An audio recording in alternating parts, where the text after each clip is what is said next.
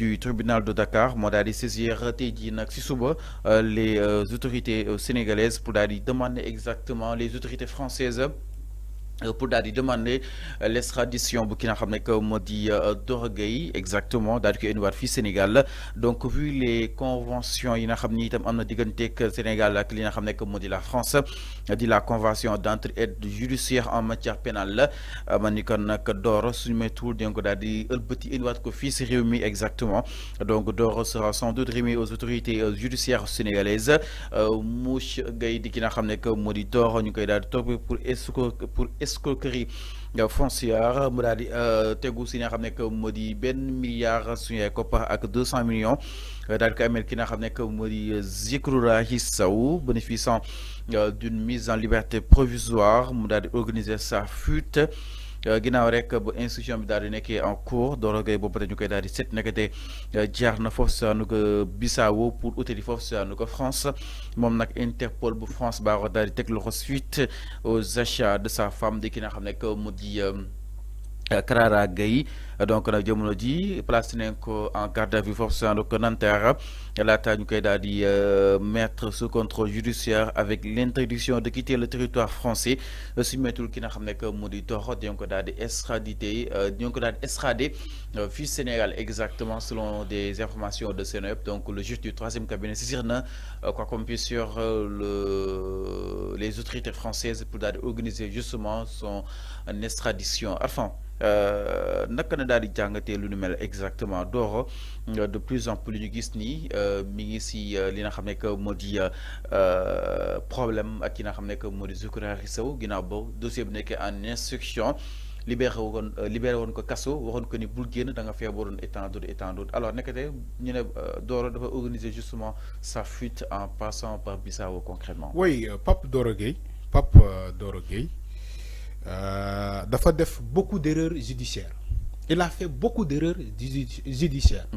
Alors yow bu fekkee da nga am dossier ci loxo yoon ba yoon jot laa teg loxo après nga négocier nga ne yoon d'accord tu reconnais les faits ni que yow da nga yoral comment dirais-je cet homme d'affaires là da nga ko yoral xaalis mais yow mën nga fay xaalis bi selon lu feeñ ci le PV Doro Gueye dafa accepter fay xaalis bi fay ko Zikroulahi Sow ne ko il va payer par moratoire.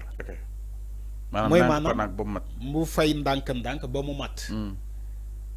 Et aussi concernant son état de santé bi ko mayuloon mu nekk ci kaso yi Sénégal fii lay wax alors les autorités de la justice ñu jàpp ni que Doro Gueye lu mu wax nii ci serment am ni que dina fay xaalis boobu par moratoire te aussi lu mu présenté ci comment dirais-je carnet de santé am ni que wérul moo tax ñu libéré ko génnee ko kaso. ba pare ñu ne ko mën ngaa dem faju mais bul génn le territoire national. Parce que tu es sous contrôle judiciaire da nga war a fay nit xaalisam. Doro a fait un serment. Aujourd'hui wax tënk ba pare. voilà wax na tënk joxe na kàdduwam. C'est ce qu'on appelle un serment. joxe kàdduwam ni que dina fay xaalis boobu ba mu mat mais nii la ko fas yéene fayee gars yi ne ko d'accord on est d'accord loo mënta def pour fay ko xaalisam boo ko defee baax na mu joxe serment am. Aujourd'hui il a fait un parjure dafa def parjure parce que il n'a pas respecté son serment ci kanam yoon alors ñu bàyyi ko mu génn kaso.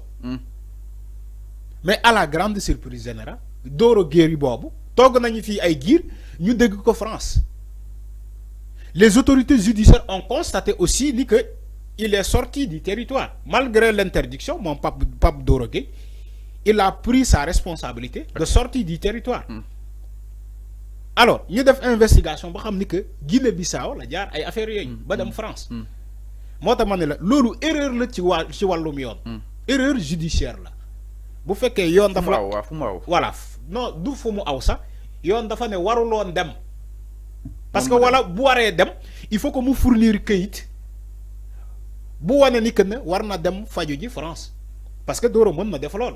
dem médecin bi bindal ko këyit ne nag kii avec son état de santé boo leen ko bàyyilee mu dem faju ji bitim réew musiba mun na am autorité judiciaire dinañ constater ci kayit bi ni que Doro ay dispositions. voilà Doro war na mën dem faju ji ñu bàyyi ko tout tranquillement mu jël roppalaan bi dem faju ji France mais Doro deful loolu Doro Gueye deful loolu dafa jël sa responsabilité de fuir de passer par Bissau loolu erreur judiciaire là. Aujourd'hui, les autorités judiciaires ont constaté réellement, effectivement, que Doro Gueye est en France. Madame France, de Fadjoudi, la veille, les autorités judiciaires ont lancé un mandat d'arrêt.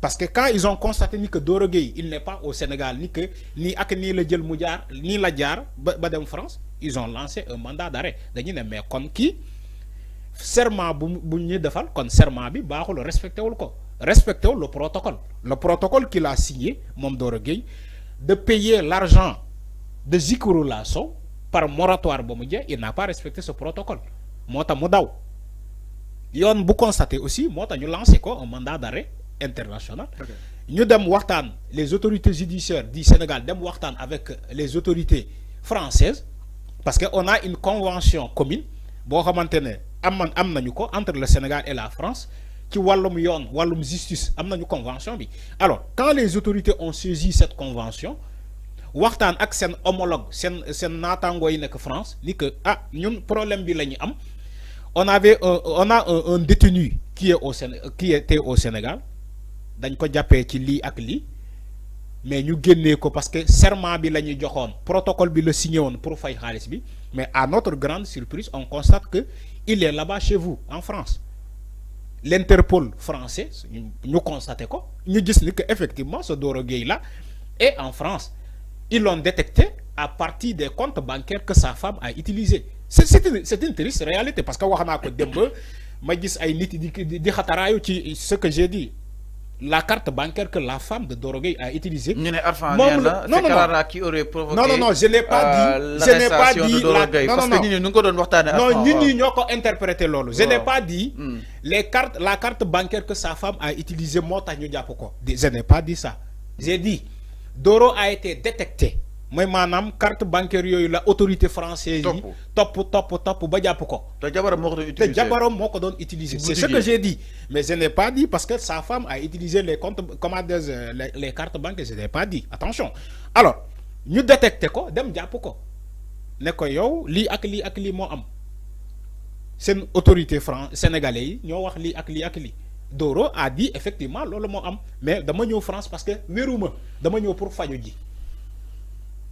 Alors, Doro Gueye s'est organisé pour avoir un certificat médical, un étranger, un médecin étranger, Mokubinde. Donc, Doro a un certificat médical. Oui, il a un certificat médical. Effectivement, il est malade, il est souffrant. Tekiko Binde, ce n'est pas un médecin français, un médecin sénégalais. C'est pas un médecin sénégalais, moi binde. Quand moi le médecin sénégalais, moi voilà. Ouais, mais le médecin sénégalais, moi waron binde ni que Doro Gueye bi ni bàyyi comme modem fajo ji bitim rew. Normalement, dafa wara woné certificat médical jox ko autorité bi woné ni que mom désolé, il est malade. Sa pathologie peut-être est incompatible avec les conditions carcérales et le certificat médical de son médecin italien. Voilà, son médecin. Italien Mourbinde. Voilà. C'est pas un Sénégalais, c'est un Italien. Donc il s'est arrangé pour avoir un médecin italien qui binde son certificat médical. Mais bien sûr. Mais il est en France, il a un médecin italien. Mais arrangement là, de trouver un médecin italien, mais c'est ça la réalité. Du Sénégal en France, de la France en Italie, pour trouver un médecin. mais c'est ça la réalité. Moi, maman, pour ne pas qu'il soit extradé au Sénégal, il faut trouver un médecin italien pour mu bindal ko certificat médical bi woné ni que effectivement Doro Gueye mënul ñibbi ci Sénégal parce que dégg naa la ngay né bientôt peut-être il sera extradé au Sénégal. Okay, wow. Mais attention ñu né autorité yi bind neen moo mané la attention xama tubaab bi ak yelleef ni dañ koy respecter. Okay. Médecin bi bind ci ki am ci certificat médical am ni que Doro Gueye réellement il est malade, il peut pas retourner au Sénégal té fi kessé le mëna faju ji. les autorités françaises aussi vont constater ni que lolu amna. Donc peut-être buñ ko bayé tay mu ñibi Sénégal da fay nek risque. Est-ce que nous donne risque? Okay. Donc les Français aussi, les médecins français, les autorités judiciaires françaises ont aussi dû constater à base de ce médecin ou bien à base de ce certificat médical, bon, un médecin français, comment dire, italien, au nom de Dorogueye. Moi, il ne faut pas tellement que il va être extradé au Sénégal. Lolu yop constat la. Dañuy constater d'abord parce que tubaab keuyit la xam tubaab day xol keuyit yi tubaab boko ne ki dof la du sukkandiko ni ke ci état physique am mu ne woy effectivement dof la dédé day ne andi len ma keuyit dofam bi woné ni que dof la bu ñu né Dorogueye il est malade tubaab bi du ko xol physiquement mu ne effectivement il est malade day ne andi len ma certificat médical am wala carnet de visite médicale am ñun ñu xol ndax effectivement li ngeen di wax ni que waji dafa fébar réellement dafa fébar.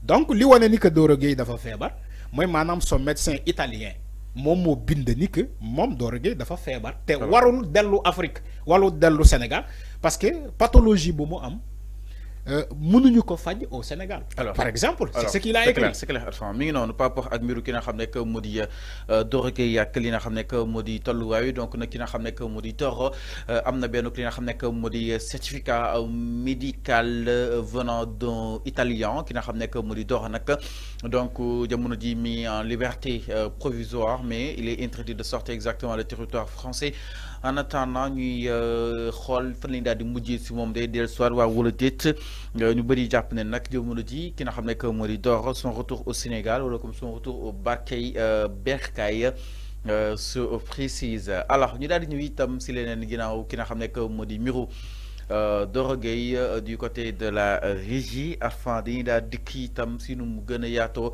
si ki nga xam ne que moo di Ousmane Sonko ak décision bi nga xam ne itam jël na ko le président bu li nga xam ne que moo di assemblée nationale ak assemblée nationale su pom saisir nañ ko par li nga xam ne que moo di article 55 bi jëm si ñu daal di amal li nga xam ne que moo di la DPG bu Ousmane Sonko ginnaaw taxawaayu ki nga xam ne que moo di le président de la République di ki nga xam ne que moo di le président Bassirou Diomaye Diakhar Faye alors donc wari ba dem na nu koy waxatee Olof Ndiaye nu koy waxatee